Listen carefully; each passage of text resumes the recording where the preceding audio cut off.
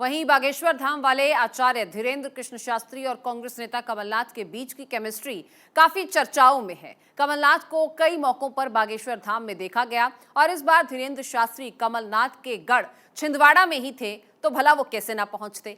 छिंदवाड़ा में आचार्य धीरेन्द्र कृष्ण शास्त्री की 3 दिवसीय हनुमान कथा के समापन में कमलनाथ पहुंचे तो खुद को उनका सबसे बड़ा भक्त भी उन्होंने बता डाला। इस दौरान कमलनाथ ने हिंदू राष्ट्र को लेकर चौंकाने वाला जवाब भी दिया। पूर्व सीएम कमलनाथ मीडिया को भी संबोधित कर रहे थे।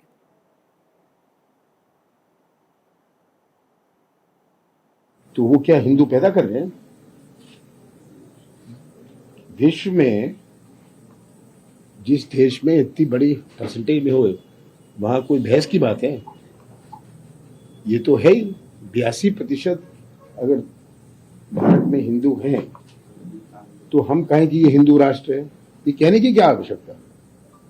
ये तो आंकड़े बताते हैं।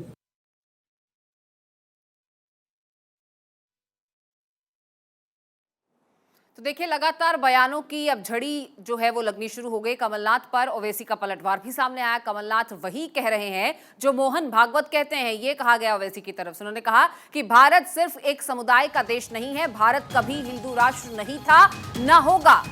देखिए, कमलनाथ को आपने सुना, पूर्व सीएम, जिन्होंने कहा कि अगर 82% देश की आबादी है तो फिर उसे हिंदू राष्ट्र कहने की क्या आवश्यकता है। हालांकि उन्होंने ये भी कहा कि मैं सेकुलर हूं। तो दूसरी तरफ ओवैसी ने उनके बयान पर पलटवार करते हुए कहा कि किसी एक समुदाय का भारत कभी हो ही नहीं सकता, न कभी था, न कभी होगा। देखिए, इसी खबर पे हमारे सहयोगी अक्षय राय हमारे साथ जुड़ चुके हैं। अक्षय, देखिए, अब लगातार एक के बाद एक बयान सामने आ रहे हैं। जहां हिंदू राष्ट्र की मांग और हिंदू राष्ट्र की वकालत एक पार्टी करती है तो वहीं दूसरी तरफ से इसकी खिलाफत लगातार हो रही है। और कमलनाथ का जो बयान सामने आया है, पूर्व सीएम जो इस मामले पर कहते हैं, वो क्या ये कहा जा सकता है कि 2 नाव में सवार इस वक्त नजर आ रहे हैं? ना इधर हैं कंप्लीटली, ना एक्सट्रीमिस्ट वो नजर नहीं आ रहे। देखिए, कमलनाथ के बारे में कहा जाता है, जो कांग्रेस भी मानती है कि एक्सट्रीमिस्ट वाली स्थिति नहीं है। वो सेकुलर के रूप में अपने आप को स्थापित करना चाहते हैं। जिस तरह से उन्होंने धीरेन्द्र शास्त्री का प्रवचन कराया था, 3 दिन का कार्यक्रम था, और उसके बाद जब प्रेस कॉन्फ्रेंस की जब पूछा गया कि बार बार बागेश्वर बाबा जो हैं धीरेन्द्र शास्त्री, वो लगातार कहते रहे कि हिंदू राष्ट्र की बात यहाँ होनी चाहिए, हिंदू राष्ट्र बनना चाहिए। तो उन्होंने साफ तौर पर कहा कि जहाँ पर 82% हिंदू रहते हों वहाँ पर इस तरह की बात क्या करना है।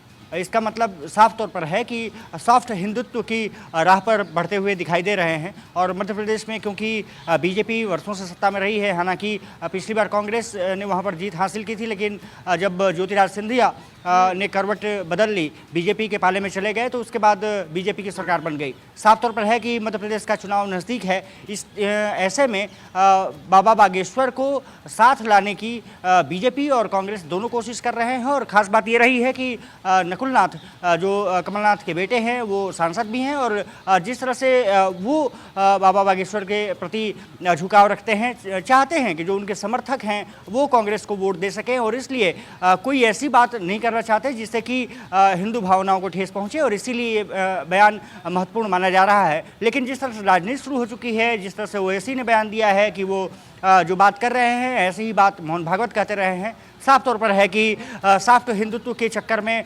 कांग्रेस वहां पर कहीं ना कहीं घिरती हुई नजर आ रही। खास करके कमलनाथ पर सवालिया निशान उठने शुरू हो गए हैं। ये माना जा रहा है कि ये मुद्दा ऐसे ही नहीं रुकेगा। आने वाले समय में आप देखेंगे कि तमाम बयानबाजी इस पर होगी, और ख़ास करके धर्मगुरुओं के अगर हिसाब से देखा जाए तो वहाँ से बयानबाजी होगी। इसके अलावा अगर मुस्लिम समुदाय की दृष्टिकोण से देखा जाए तो वहाँ पर भी असदुद्दीन ओवैसी और तमाम जो मुस्लिम नेता हैं वो बयानबाजी करते हुए नजर आएंगे। और साफ तौर पर है कि कमलनाथ इस तरह से किस तरह से डिफेंड करते हैं। हालांकि उन्होंने डिफेंड किया कि वो सेकुलर हैं, वो सभी को मानते हैं, और देश में जब 82% हिंदू आबादी हो तो वहाँ पर क्या कहा जाए। तो कहीं ना कहीं एक सॉफ्ट हिंदुत्व खेलने के चक्कर में कमलनाथ फंसते हुए दिखाई दे रहे हैं। हालांकि उन्होंने डिफेंड जरूर किया है, लेकिन ये माना जा रहा है कि ये ऐसे ही रुकेगा नहीं, राजनीति इस पर बहुत ज़्यादा होगी। जी, अक्षय, देखिए जिस तरीके के बयान सामने आ रहे हैं, कमलनाथ ने दोनों तरफ की बात कह दी, तो वहीं ओवैसी ने इसका विरोध किया। वो कहते हैं किसी एक समुदाय का, किसी एक धर्म का तो भारत हो ही नहीं सकता, वो भारत हिंदू राष्ट्र है ही नहीं, न था न होगा। इस तरीके के बयान सामने आना, और अगर हिंदू राष्ट्र के मुद्दे की बात की जाए, हिंदुत्व की बात की जाए, तो एक बड़ा मुद्दा 2024 के लिहाज से भी इसको माना जा रहा है। हिंदू राष्ट्र की वकालत कई नेता करते हुए खुले मन से भी नजर आते हैं। 2024 तो है ही है, लेकिन अगर मध्य प्रदेश की बात की जाए तो एक बड़ा तबका है, एक बड़ा वोट बैंक है मुस्लिम समुदाय। ऐसे में ओवैसी के ये बयान सामने आना, क्या आने वाले समय में ये भारी पड़ सकता है कमलनाथ? और देखिए, चुनाव में मैंने कहा कि एक दो दिन में भी चीज़ें बदलती हैं। 9 महीने का समय अगर लोकसभा में देखा जाए, उसके अलावा दिसंबर में ये माना जा रहा है कि मध्य प्रदेश का चुनाव होगा। वहाँ पर काफ़ी कुछ निर्भर करेगा कि कांग्रेस किस तरह से आगे बढ़ती है। हालांकि कांग्रेस ने फेस वहाँ पर घोषित नहीं किया है, लेकिन ये माना जा रहा है कि कमलनाथ अगले मुख्यमंत्री हो सकते हैं अगर कांग्रेस सत्ता में आती है तो। साफ तौर पर है कि उन पर बहुत चीज़ें टिकी हैं और इसीलिए देखभाल करके कुछ बयान निश्चित रूप से जारी करने होंगे।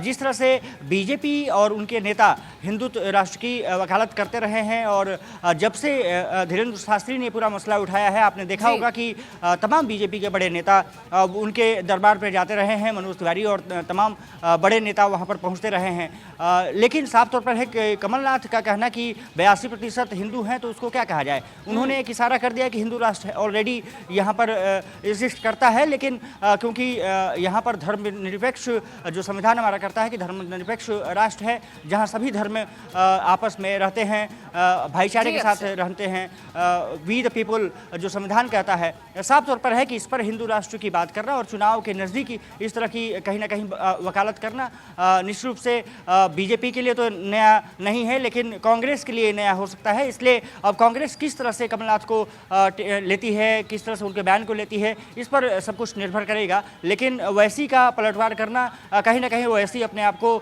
वहां पर कोशिश कर रहे हैं कि अक्षय, देखिए एक बयान की बात नहीं है, अब ऐसे में आने वाले समय में लगता है कि ऐसे बयानों की झड़ी लगने वाली है। बहुत शुक्रिया आपका इस जानकारी के लिए अक्षय।